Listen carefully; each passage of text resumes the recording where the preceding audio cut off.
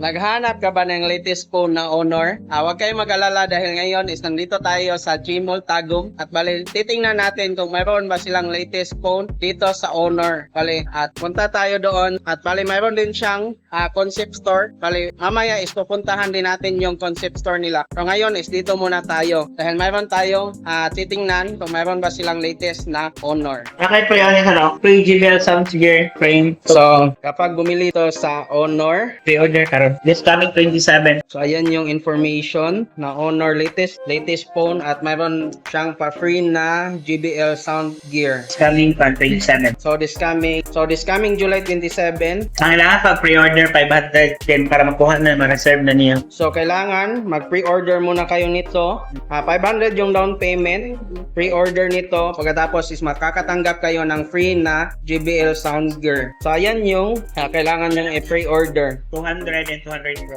So dalawang version, 200 and 200 Pro. Bali yung naka-display dito is Honor 200. So Honor 200 5G. Bali titingnan natin yung camera. So front cam. So ayan yung front cam ni Honor 200. Napakalinaw at very clear yung camera niya. So kapag nagba-vlog tayo, ito yung pinaka-need natin. Dapat malinaw yung camera. So night. So ayan yung aperture niya. So napakalinaw ng camera kapag aperture yung ginamit niya. Then, meron din tayong bago dito, sir. Sa portrait natin, sir, kami lang ang may naka-hardcore. Then, parang bring nyo ang studio, bukan sa studio ko na, sir. So, kapag portrait daw is parang mayroong studio filter yung camera niya. So, try natin. Pili ka lang ng hardcore vibe.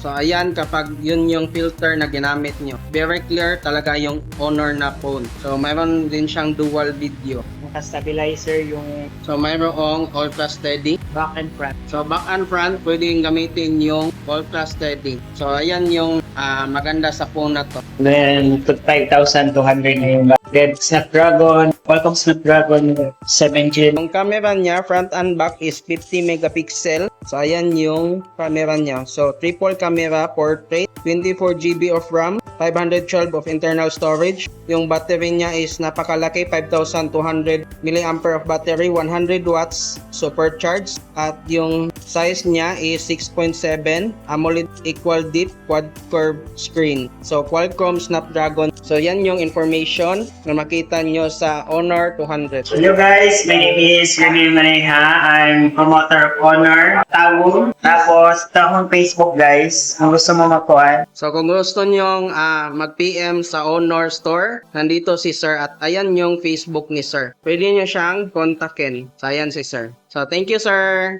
At pala ngayon is pupuntahan na natin yung concept store nila na Honor. Para tingnan naman kung ano pa yung kaibahan ni Honor 200 na 5G at yung Honor Pro. So, ayan yung Honor 200 Pro na 5G at ito naman yung Honor 200 na 5G. Bali, ayan yung portrait niya. So, ayan naman kapag night. So, ito naman pag video. Ito, photo muna. Honor 200 Pro versus Honor 200 5G. Bali, 5G din si Honor 200 Pro guys. So try natin yung photo. So ayan yung photo. Pag video, so ayan yung video. So halos same lang sila. Yung video resolution is hanggang 4K. Dito naman is 4K din. So 4K 30 FPS. So ayan yung video resolution ni Honor 200 na Pro 5G at yung 200 5G. So ayan naman yung information na makita nyo sa kanilang dalawa. Triple 50 camera, same.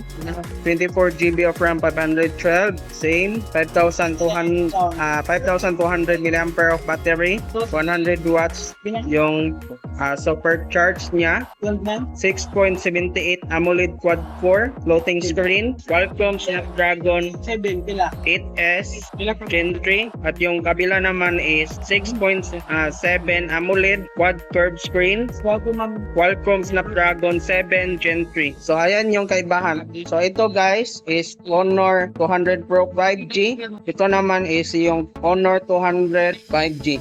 So yan yung kaibahan nila. Nagkaiba sila sa size. So ito is 8S Gen 3. Ito naman is yung Snapdragon 7 Gen 3. So yan yung kaibahan ng Honor na to. So price launching is July 17 pero yung official release of unit nitong Honor na to na latest is July 27. So yan yung latest phone ni Honor. So sana nakatulong tong video na to. At please don't forget to like, share, and subscribe. At paki-comment na rin kung ano ba yung gusto nyong phone na i-content natin next vlog natin. So bye-bye guys. Thank you!